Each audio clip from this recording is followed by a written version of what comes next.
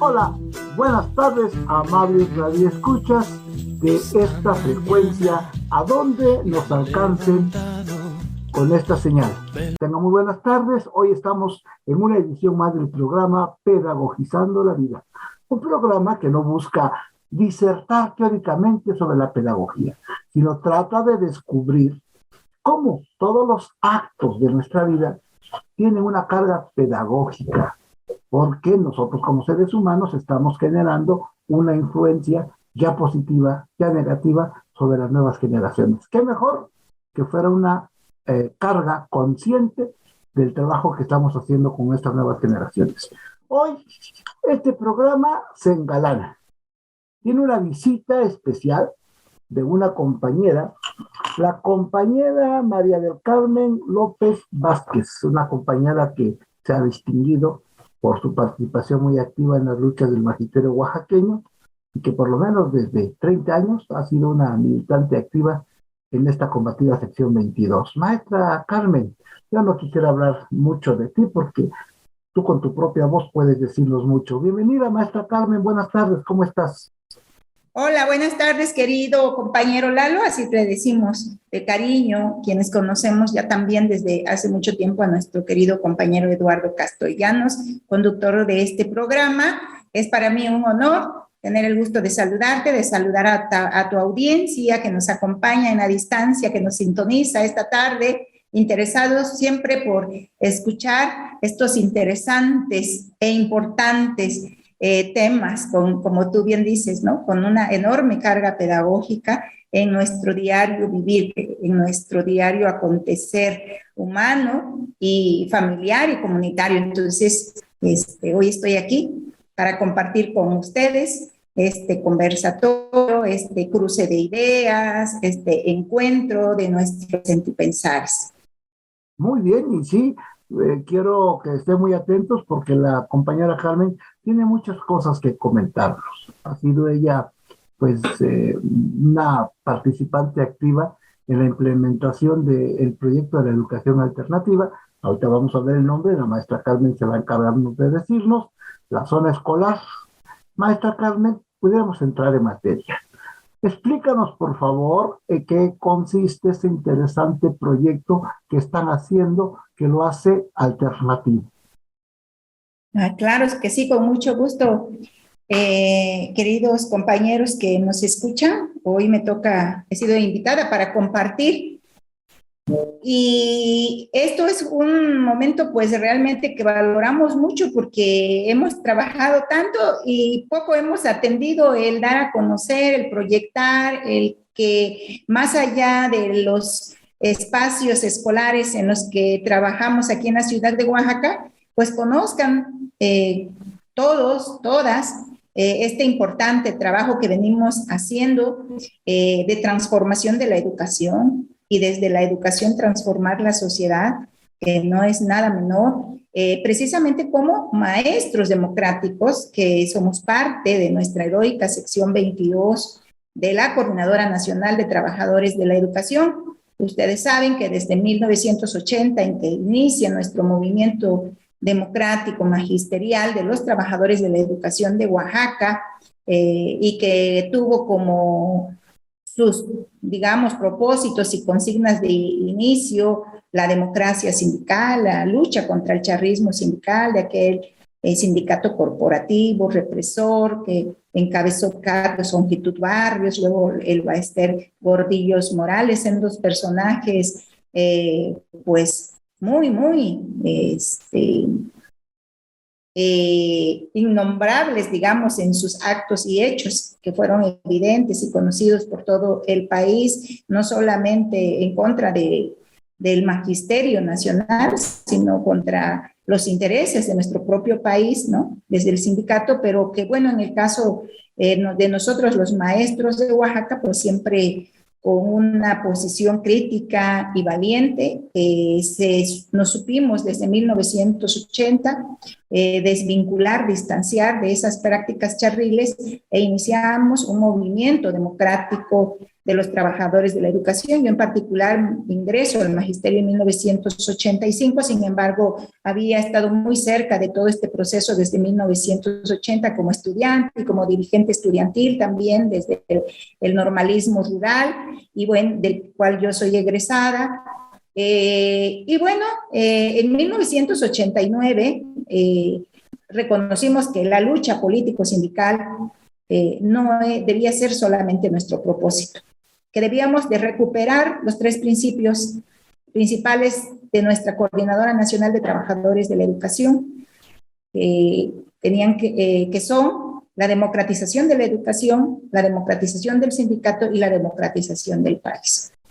Entonces, por eso fue que en 1989, lo doy como un antecedente histórico, el movimiento democrático de la sección 22 decidió conformar, trabajar, desarrollar un movimiento pedagógico para construir una educación alternativa en Oaxaca, una educación crítica, emancipadora, liberadora, contrahegemónica, que dejara de ser la escuela y la educación ese instrumento ideológico que el Estado estaba utilizando para seguirnos sometiendo, para seguirnos oprimiendo, para seguirnos enajenando y alienando, para convertirnos en sujetos acríticos, para convertirnos en sujetos sumisos. Es decir, la escuela enseñaba a obedecer, pero no a pensar, como nos los recordó Freire, Paulo Freire alguna vez. Entonces, frente a ese proceso de reproducción de la ideología del capital, ¿no?, del sistema dominante, del sistema que nos había colonizado desde hace 500 años y que mantenía ese control en nuestras subjetividades, fue que nace este movimiento de educación alternativa en 1989. Y desde ahí, este movimiento tendría que ser construido desde abajo, con las iniciativas y procesos de nosotros, los maestros y maestras de cada escuela, de cada nivel educativo. Tendríamos que iniciar un proceso de reflexionar y repensar la educación que estábamos teniendo en ese momento y cómo podíamos transformarla. ¿Cómo podíamos? Quisiera pedirte que hiciéramos aquí una pausa para poder entender esto. Mira, los antecedentes de este movimiento democratizador oaxaqueño se remontan a los años de 1980. Tú mencionaste esto como un proceso. Si arranca este proyecto de educación alternativa hasta el 89, tuvo que pasar 9 años para su maduración. Entonces, eso demuestra la complejidad del arranque. Maestra, platícanos un poco más a detalle el nivel educativo en el que tú laboras y cómo fueron los inicios de este movimiento alternativo. Perfecto. Pues este congreso, primer congreso educativo de la sección 22 realizado en 1989, pasaron 9 años precisamente por la complejidad de el proceso de lucha política fundamentalmente que se vivieron durante esos 9 años. Se dicen fáciles, pero que implicaron muchísima represión, sufrimiento y pérdidas incluso de vida humanas de muchos trabajadores de la educación caídos en la lucha.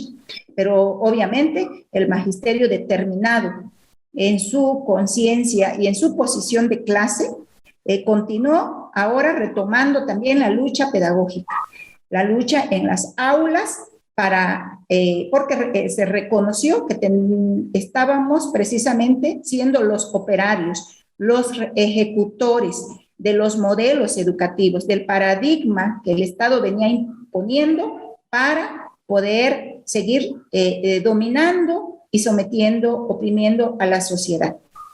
Entonces, en el caso de en la educación preescolar, en realidad nosotros nos conformamos como parte de los maestros que militamos en este movimiento que habíamos desarrollado ya un proceso de conciencia crítica, de conciencia histórica, de conciencia política, decidimos desde el espacio escolar, desde una escuela, conformar un colectivo en lugar de un consejo técnico, un colectivo emancipador que iniciara este proceso de discusión, de análisis, de estudio, o sea, para que fuera suficientemente y sustantivamente sustentado este proceso sobre cómo deberíamos transformar la escuela y la educación, para qué hacerlo, qué tendríamos que hacer durante ese proceso, qué acciones tomar. Y porque pues los procesos críticos y emancipadores, o sea, son rutas, son caminos que se van descubriendo, que se van develando, que se van encontrando en los procesos de lectura e investigación, que nadie los impone. Entonces, es desde una escuela donde comienzan, o donde todos los maestros comenzamos estos procesos de diálogo, de reflexión y de repensar nuestro hacer educativo. Y con un sector social específico que es el magisterio, pues no deja de ejercer su lucha dentro de la propia actividad que realiza, que son las aulas, que son las escuelas. Maestra, vamos a ir a una pausa de identificación de la radio.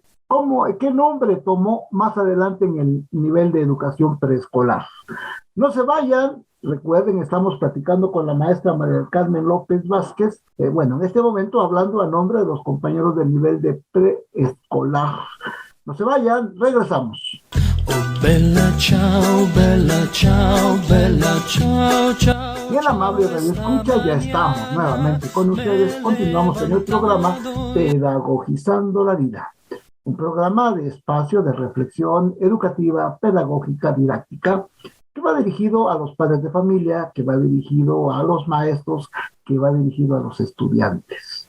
Así que esperamos que en próxima fecha ya pudiésemos tener línea telefónica en la cabina para que podamos interactuar, nos planteen preguntas, nos hagan comentarios, nos hagan críticas, ¿por qué no? Porque todo programa público está expuesto a que haya detractores y haya a favor, ¿no? Bueno, regresamos con la maestra María del Carmen López Vázquez, es una compañera ya caracterizada de la lucha magisterial en Oaxaca. Nos estuvo platicando de todo este proceso de 9 años para poder completar el arranque de un proyecto que inició con un primer foro educativo estatal, político estatal, en donde la sección 22 fue conformando. En el nivel de preescolar, maestra Mari Carmen, ¿cuál fue el nombre que tomó el proyecto alternativo allá en los años 89? No fue en el 89, tuvieron que seguir pasando otros años para desarrollar todo este proceso de reflexión, de diálogo y de construcción hacia dónde queríamos ir, porque había que escucharnos todos y sobre todo recuperar esta experiencia también escrita, sistematizada, porque bueno, lo que tendríamos que hacer los maestros no solamente es caminar sobre intenciones, sino también como cientistas de la educación, saber sustentar teóricamente nuestro trabajo. Y para esto, dentro de este proceso general de la sección 22, del movimiento pedagógico de la sección 22, se decidió caminar sobre el enfoque de las pedagogías críticas, las educaciones populares y la comunalidad. Teniendo claro entonces esta perspectiva teórica que nos regiría, con la que obviamente estábamos de acuerdo, porque juntos discutimos y construimos que esta sería la ruta, la de la perspectiva teórica, entonces empezamos a aterrizar esto, a concretarlo desde cada una de nuestras escuelas. En el caso de nuestro proceso de zona, esto comenzó consolidándose en una de nuestras escuelas, en un colectivo emancipador que empezó a hacer transformaciones muy fuertes respecto a la práctica educativa del jardín de niños tradicional. En el jardín de niños tradicional, pues el padre de familia lleva a su niño, lo deja, luego regresa por él, pero él casi no se involucra. Solamente se involucra para cuando lo llaman a alguna reunión, para acordar alguna cooperación, resolver alguna situación, pero no toma parte activa en el proceso pedagógico, en la vida de la escuela. Y entonces vimos que era muy necesario entonces cambiar radicalmente esto. Ya habíamos cambiado el consejo técnico para convertirlo en colectivo emancipador, porque el colectivo es esa reunión voluntaria de personas que se unen para un mismo fin. En este caso, el fin era transformar la escuela y la educación, sus relaciones de poder, sus estructuras, sus contenidos curriculares, sus fines, etc. Entonces, ahora se transformó además en dejar de ser un jardín de niños que fue inicialmente inventado, creado en Europa, ¿no? Por Federico Froebel, para ahora convertirse en una comunidad convivencial, porque en función de las teorías críticas y en particular de la educación popular, Freire, como teórico de la educación, nos aportó, nos contribuyó, nos ayudó a descubrir que es mejor educarnos en procesos colectivos, en procesos comunitarios, con el otro, con los otros, con las otras, y no en soledad, no en aislamiento. Entonces, por eso fue que nuestros jardines de niños se convirtieron en comunidades convivenciales para el desarrollo infantil, dado que trabajamos con niños de 3 a 6 años. Y esto fue lo que establecimos. Para esto desarrollamos un programa que se llama PAPEP, Programa Alternativo y Popular de Educación Preescolar, sustentado en 8 orientaciones. Tiene una orientación educativa, psicológica, sociológica, antropológica, política, y bueno, estas orientaciones sustentadas en un desarrollo que buscan y pretende un desarrollo integral, armónico, pleno, trascendente, potencial, pero también social, humano y comunitario, es lo que tiene como centro este programa. Pero este programa, obviamente, se desarrolla en función de nuestros contextos, de nuestra realidad concreta. La educación popular, haciendo un poquito de historia, es la teoría pedagógica planteada por Freire, que recupera Freire, pero en función del pensamiento latinoamericano y caribeño, de nuestro continente, es decir, de nuestra identidad latinoamericana, a diferencia de otras teorías occidentales que vienen de otros continentes. Y bueno, si todos somos seres humanos, pero somos seres humanos distintos. Nosotros en América tenemos, en el continente americano, una fuerte carga, afortunadamente, una tradición cultural, política y social de nuestros pueblos originarios. Y este es el pensamiento que recupera la educación popular. Entonces, por eso es que vimos una fusión muy importante, un enriquecimiento más que fusión de la educación popular en nuestro contexto, que es totalmente comunitario y que podemos concretar y hacer realidad los 4 pilares de la comunalidad. La comunalidad, que no es más que la organización, la forma de vida, la cosmovisión, la cosmogonía de nuestros pueblos originarios, de nuestras naciones originarias, que hoy buscamos fortalecerlas, conocerlas, descubrirlas y potenciarlas en la y desde la escuela, con el aporte de nuestros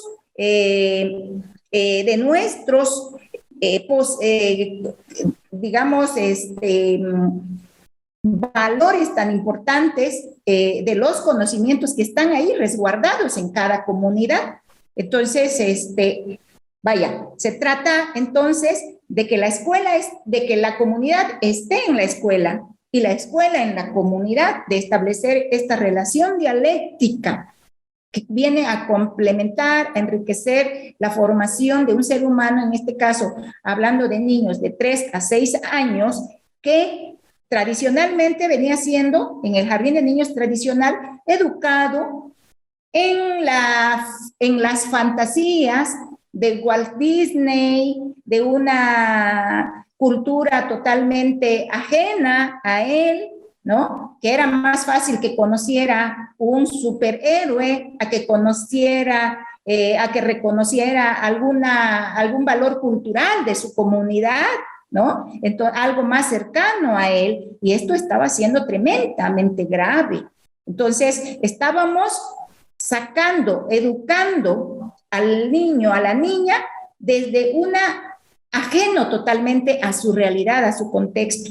Entonces, estábamos teniendo graves problemas, esto lo descubrimos en nuestro círculo de estudios y de investigación, que tuvimos que poner ahora sí en marcha todo lo contrario, la recuperación de su identidad cultural, de sus raíces, de sus tradiciones, de su cultura, de sus formas de vivir, de los principios que en estos procesos comunales que tiene nuestro Estado, del que está lleno nuestro Estado con sus 17 naciones,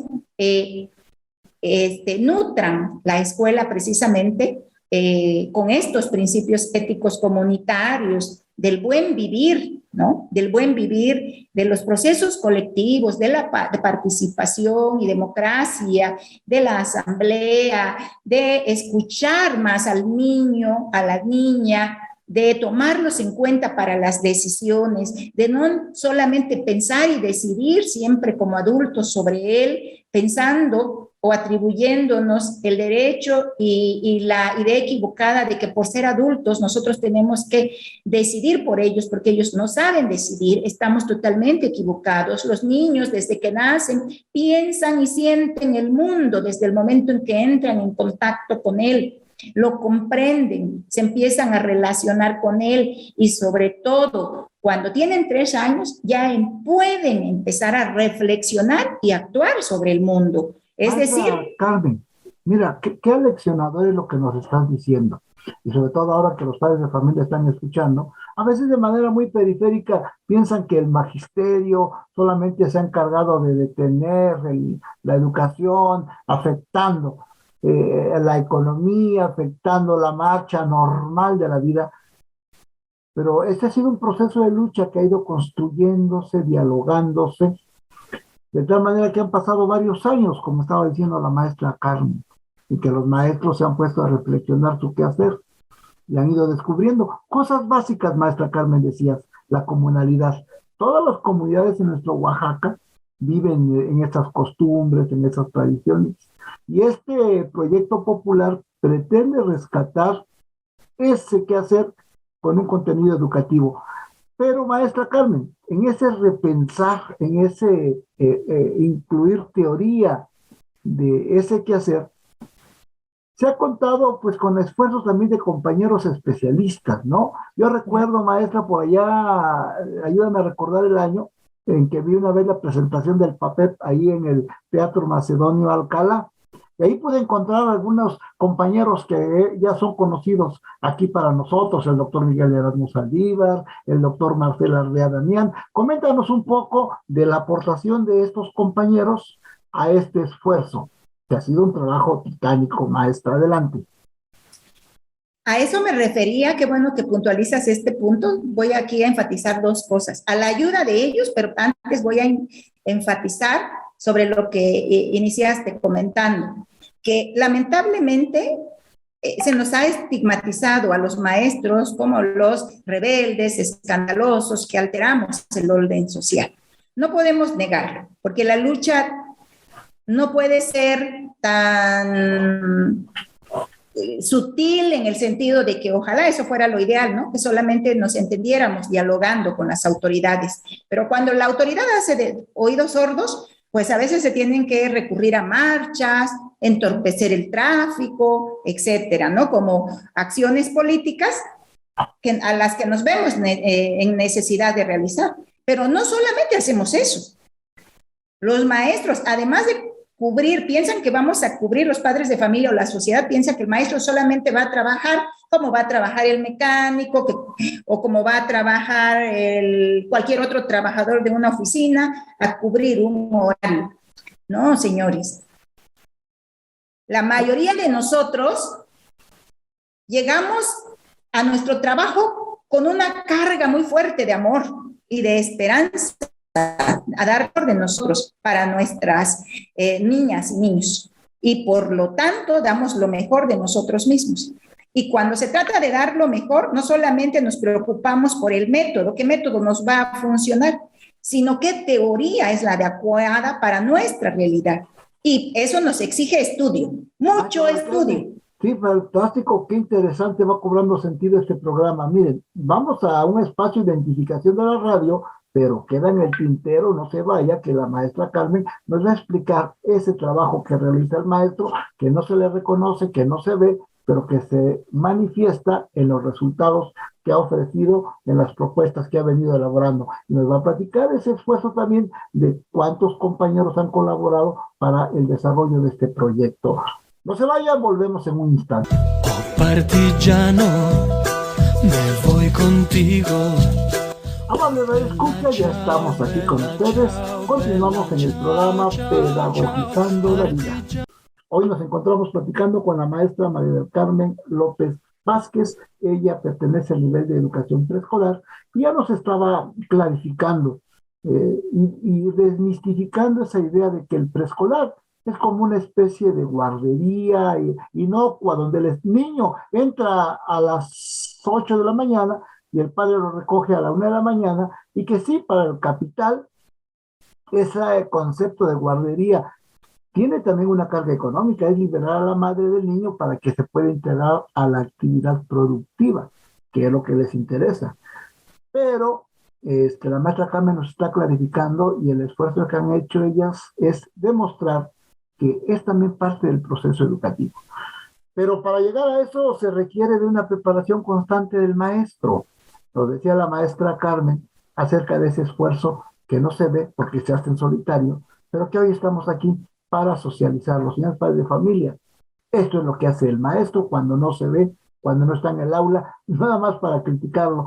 Adelante, maestra Mari Carmen, adelante.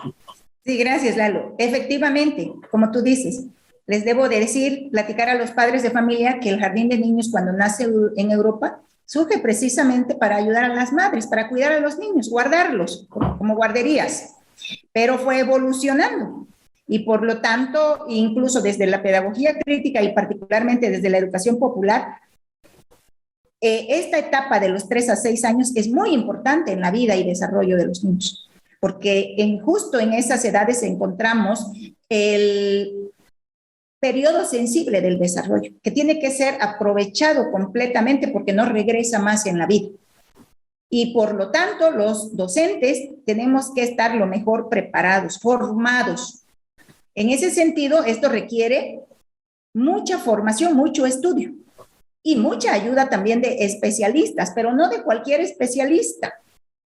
Hace rato el compañero Lalo mencionaba 2 nombres, 2 grandes compañeros, Marcela Bea Damián, Miguel Erasmo Saldívar, entre otros muchos. Hoy tenemos, afortunadamente, el apoyo y colaboración, porque mantenemos un diálogo incluso latinoamericano y hasta continental, con algunos compañeros también españoles, que entre todos precisamente buscamos intercambiar nuestras experiencias que vamos teniendo en el ámbito educativo, en todos los niveles, pero también reconstruyendo las teorías, porque el pensamiento pedagógico de Paulo Freire y de todos los pensadores y intelectuales de la pedagogía crítica son totalmente vigentes. Para nosotros en particular, desde el programa alternativo y popular, por ejemplo, en esta pandemia pudimos afrontarla no como una escuela más, pudimos estar en condiciones de saber orientar y acompañar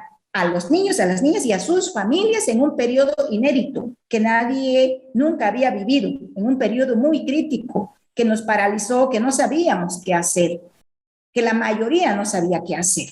¿Cómo se desarrollaría esta pandemia, este virus? En cambio, desde nuestras comunidades convivenciales del papel, nuestros niños, afortunadamente, en la educación popular se privilegia la vida, se cuida la vida, se ama, se preserva la vida como un principio ético. Y con esto es suficiente, ¿no? Este enfoque biocéntrico de colocar la vida en el centro para entonces distanciarnos de la escuela bancaria, decía Freire, que solamente busca transmitir y llenar de conocimientos al niño, aunque estos conocimientos no le sirvan, no le sean útiles en la vida. En la educación popular trabajamos desde la vida, con la vida de esos niños en su seno familiar, en su seno comunitario. Es decir, trabajamos desde el pueblo, con la realidad, los problemas y necesidades de la cotidianidad de cada uno de nuestros estudiantes, de nuestros educandos y educandas. Si un niño hoy, para los maestros, es muy común recibir la confianza de nuestros niños que nos platican, y aquí estará Lalo como buen maestro que me constatará esto, que nos platican los problemas con los que amanecen todos los días.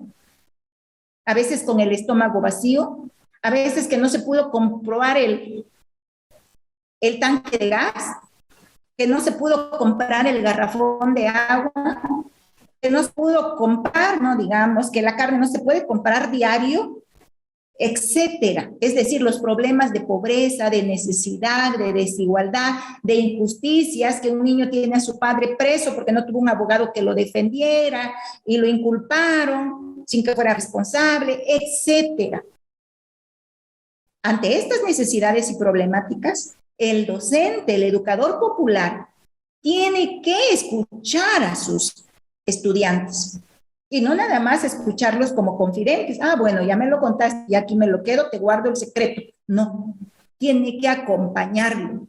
Y acompañarlo junto con su grupo de compañeros. Tiene que pedagogizar esas situaciones de vida para que todos los compañeritos aprendan a ser solidarios, se ayuden mutuamente, se reconozcan en el otro, puedan ser empáticos, puedan sentir en carne propia lo que al otro le aqueja, su sufrimiento, su dolor, su necesidad, pero no solamente quedarse allí en la victimización, sino buscar las soluciones junto con su docente, buscar qué hacer, cómo organizarse y qué hacer para poder superar lo que se está viviendo. Esa es la gran ventaja de la educación popular.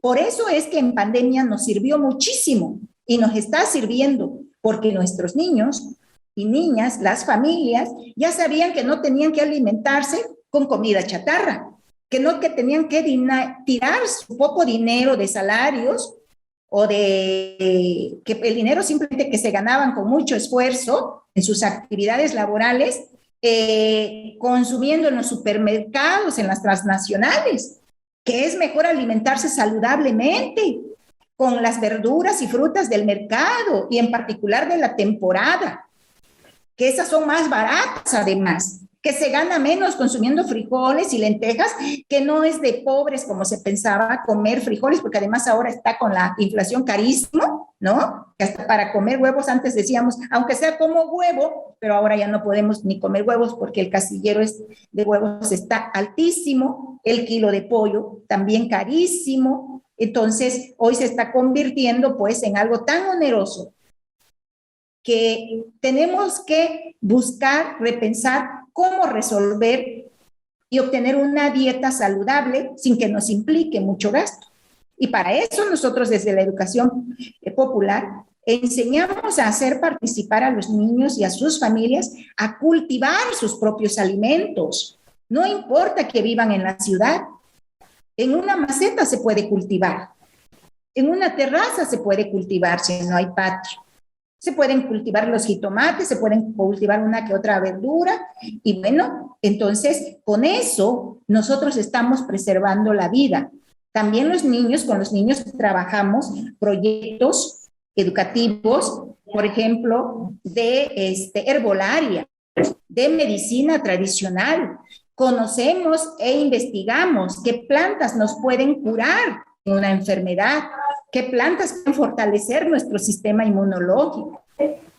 Enseñamos a los niños a que para curar nuestro cuerpo, para mantener nuestra salud, no solamente debe ser a través de las medicinas alopáticas, es decir, las medicinas que producen las grandes farmacéuticas, los imperios y consorcios farmacéuticos, porque bien sabemos ahora que la salud, se ha convertido en un grande y jugoso negocio. y que nos enferman en este sistema para luego, según curarnos a medias, pero en realidad no nos curan de una cosa, pero nos afectan en otros órganos del cuerpo para que toda la vida nos las pasemos consumiendo medicamentos alopáticos y ellos puedan seguir acrecentando, acumulando su riqueza. Entonces los niños, mediante investigaciones, descubren de los poderes curativos y nutricionales de las plantas que tenemos a la mano y que podemos incluso sembrarlas, cultivarlas. Y entonces, por ejemplo, descubren que un té de cúrcuma, un té de jengibre con ajo, con cebolla, con limón, con miel, o sea, sirve para fortalecer nuestro sistema inmunológico y que eso lo podemos tomar no solamente en el momento que ya estemos enfermos, que también hay una medicina preventiva y que la mejor medicina preventiva es la alimentación saludable, ¿no? Que no esperemos a estar enfermos, que no vamos a evitar la enfermedad si comemos saludablemente productos frescos, productos de la naturaleza, que podemos ir al mercado si no los podemos sembrar. Afortunadamente aquí en Oaxaca todavía estamos rodeados de muchos mercados que son tan atractivos con sus colores y que a precios muy accesibles podemos conseguir todo lo que necesitamos. Y derrochar menos nuestra economía en los embutidos, en las bebidas azucaradas, que esas sí nos van a provocar enfermedades. Bien, maestra Carmen, fíjate qué bonito, en lo personal, yo voy rescatando, me va quedando clara la idea de que el educador popular es justamente pues, un maestro común y corriente, pero que tiene un pensamiento diferente, que está preocupado por las necesidades de la población. Lamentablemente la educación tradicional dice la escuela es otra cosa aparte del mundo, ¿no? Hasta proponen que para que aprenda el niño olvide su problemática. La educación popular plantea, no, la problemática está ahí, pero la solución que tenemos es la organización y la lucha para que cambien esas condiciones de vida. ¿Es correcta mi interpretación, maestra? Así es, Lalo. No podemos ser indiferentes al sufrimiento y al dolor humano. Todos somos seres humanos, inacabados, perfectibles, que vamos cada vez desarrollándonos, pero que nuestro mejor desarrollo, o sea, y para el desarrollo tiene que haber aprendizajes. Por eso el maestro, y para los aprendizajes, pues tiene que haber conocimientos. Pero fíjense, aquí me detengo un poco. Los conocimientos no solamente son los conocimientos que tradicionalmente hemos conocido. El conocimiento hay que movilizarlo, hay que reconstruirlo todos los días. De eso también se encarga la educación popular. Vamos a una identificación de la radio y quedazo del tintero que nos hable la maestra sobre la fundamentación del pensamiento de la educación popular. Regresamos en un instante, no se vaya. Y si yo caigo en la guerrilla. Bien, ya estamos de regreso en la recta final de un programa más que el tiempo, te darás cuenta, maestra Carmen, que para la radio es súper demandante. Ya se nos fue el programa. Estaremos invitando a la maestra Carmen y a otros compañeros para que nos ayuden a entender este proceso de la vida cotidiana, que es una actividad altamente pedagógica. ¿Por qué? Porque la educación es una actividad culturizante. Las nuevas generaciones se van aculturando de las generaciones anteriores y sus conocimientos, y donde entra como cultura las tradiciones, los pensamientos, las cuestiones materiales y todo lo construido por el hombre. Construido por el hombre. Maestra Carmen, te vamos a pedir que ahora nos expliques un poco de las ideas que fundamentan todo este movimiento alternativo y de educación popular. Adelante, maestra Carmen. Pues sí, aquí es donde justo nos podemos detener para hacer la diferencia, ¿no? De lo mal o del viejo concepto de cómo se ha entendido, que ha definido a la educación tradicional como ese proceso, repito, de transmisión y acumulación de conocimientos por sí mismos, aunque estos sean inertes. Para nosotros en la educación popular, es un proceso de humanización. Es una acción organizada intencionalmente. Es una relación política dialéctica que existencializa nuestra vida y al mismo tiempo produce conocimientos para transformar y para humanizar el mundo. Por lo tanto, forzosamente tiene que ser una relación ética, una relación humana, organizada en comunidad para luchar por una vida más digna, más libre y más justa. Eso es lo que en educación popular nosotros le llamamos el inédito viable, la utopía que puede ser alcanzada, que puede ser posible. Transformar la educación para transformar el mundo. Resulta que los educadores populares, cuando reconocemos quiénes somos y tomamos conciencia de quiénes somos, nos damos cuenta que somos oprimidos, que nos han hecho pensar que siempre será así, que no habrá forma de cambiar. Y por eso nos han enseñado a adaptarnos y no a transformar.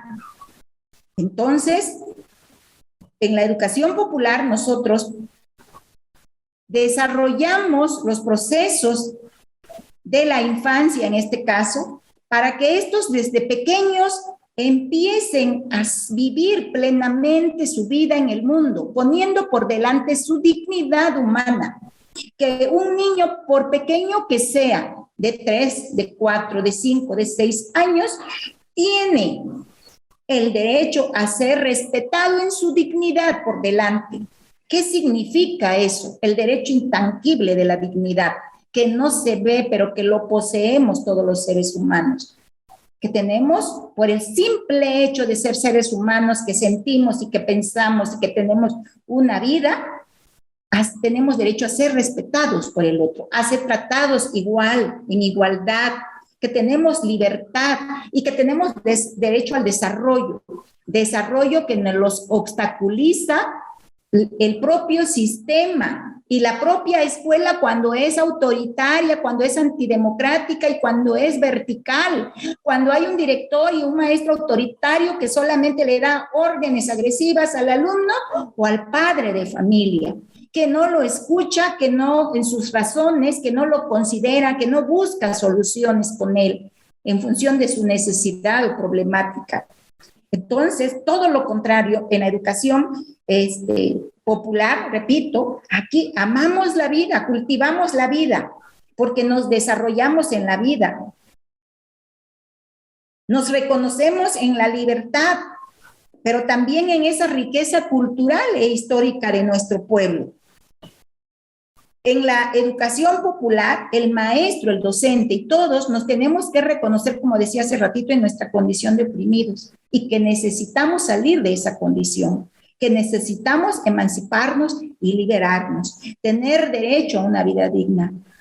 Este sistema que tiene 200 años, que es el sistema capitalista, no es el único que ha habido en la humanidad, en la historia de la humanidad.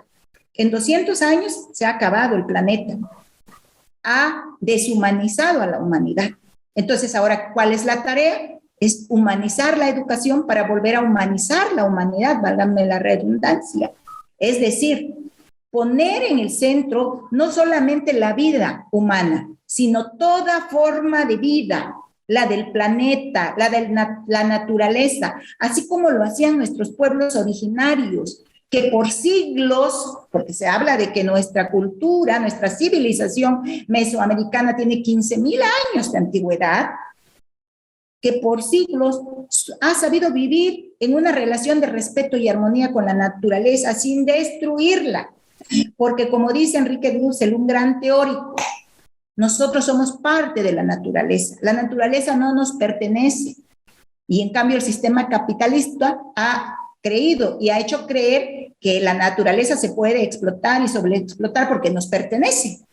¿Y qué ha pasado? Hemos depredado el planeta y junto a la depredación del planeta, hoy sufrimos sus efectos como las sequías, los cambios climáticos, todos los desastres naturales, que si seguimos así, vamos a tener serios problemas en los años próximos como especie humana. Esto ya lo están diciendo muchísimos expertos. Y es ahí donde cobra mucha importancia el que los educadores populares nos apoyemos de expertos en el conocimiento, de investigadores, como mencionaba yo hace rato, a nuestros grandes compañeros que nos han acompañado de manera incondicional en este proceso, el doctor Marcel Arbea, el doctor Miguel Erasmo Carrillo, Saldívar Carrillo, que vaya de manera voluntaria y servicial, nos han puesto sus saberes, conocimientos, su servicio, su vida misma al servicio de la educación, acompañándonos a nosotros, siendo parte de este proceso. Y bueno, por eso es que nosotros hemos avanzado hoy. Hoy nosotros tenemos aquí en la ciudad de Oaxaca estas escuelas que afortunadamente cuando se inicia un ciclo escolar, mis compañeros y mis compañeras hablan con los padres de familia, dialogan con ellos en asambleas, les explican que tenemos un programa educativo y popular que no es de la Secretaría de Educación Pública, que lo hicimos nosotros mismos en función de nuestra necesidad, de nuestra realidad concreta. Y los padres de familia primero se sorprenden, pero después en la medida en que van conociendo y van siendo parte de estas actividades pedagógicas en la escuela,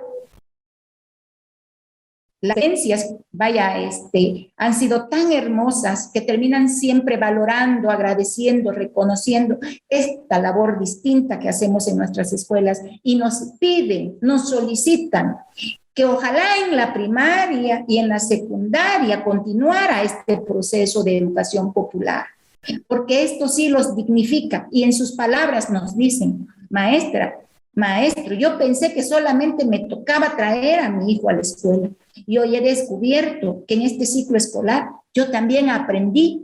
Yo ya no pienso, igual que antes, yo ya no soy la misma persona que antes. Nunca pensé volver a cursar la educación preescolar al lado de mi hija o al lado de mi hijo, pero para bien, para que yo ahora me dé cuenta, se me caiga el velo de los ojos, que no todo lo que veo con simpleza es simple, que siempre hay un trasfondo, que en el mundo de injusticias que vivimos, este mundo se puede cambiar y que podemos construir entre todos una mejor forma de convivencia, una mejor sociedad, un mejor mundo posible. Entonces, todo esto lo hacemos a partir de la construcción de nuevos conocimientos. Los conocimientos nunca han sido estáticos, pero el sistema nos ha llevado a pensar que el conocimiento ha sido el mismo siempre. No, el conocimiento debe evolucionar. Y en este momento nosotros desde la educación popular, con los niños, con los padres en las escuelas, precisamente ese es el objeto de la investigación, porque nosotros generamos teoría, así como se escucha. Como buenos expertos e investigadores, entre todos generamos con nuestras investigaciones nuevos conocimientos, recuperando los saberes de nuestra cultura, de nuestros pueblos, de nuestras lenguas, de nuestras tradiciones, de cómo vivimos, de cómo tenemos a la asamblea en las comunidades para tomar decisiones colectivas, de cómo nos escuchamos todos y nos vemos iguales sin que otro se sienta superior al otro, sino que de cómo nos respetamos entre nosotros y que eso es lo que debe de prevalecer. Entonces, todo eso hoy en la escuela se hace. Se hacen asambleas con niños para que tomen sus decisiones, igual con padres de familia. Y todos juntos, junto con los maestros, tomamos las decisiones generales. Maestra Carmen, entonces, un nuevo trato también del maestro hacia los padres, de respeto, de colaboración, de igual a igual. Eso quisiera que, estamos ya en la recta final del programa, maestra, a manera de conclusión, que nos platiques un poco de la actitud de los padres de familia y corroborar una idea que habíamos ya desarrollado en este programa. Señor padre de familia, usted quiere saber que la escuela está participando, infórmese cuál es el desarrollo de su proyecto educativo escolar que tiene. Y si se identifica con educación popular, pues ahora, esta es la que pudiera ser la mejor escuela. Maestra, de manera de conclusión, entonces, platícanos un poco de qué le toca hacer a los padres en este proyecto. Les toca preocuparse por vivir en dignidad y de entrar en una relación también digna con sus docentes, con su escuela. La dignidad implica responsabilidad, pero implica también respeto, implica igualdad. Ahí está una idea central de lo Sí. que puede hacer o dejar de hacer la educación. Si yo me impongo. Maestra, este programa se está llegando al final, pero dejamos algunas otras ideas y tenemos el pretexto ideal para invitarte a otro programa para que sigamos platicando de esto. ¿Te parece, maestra? Nos despedimos. Con gusto, compañero Lalo. Por esta ocasión y nos quedamos pendientes. Gracias.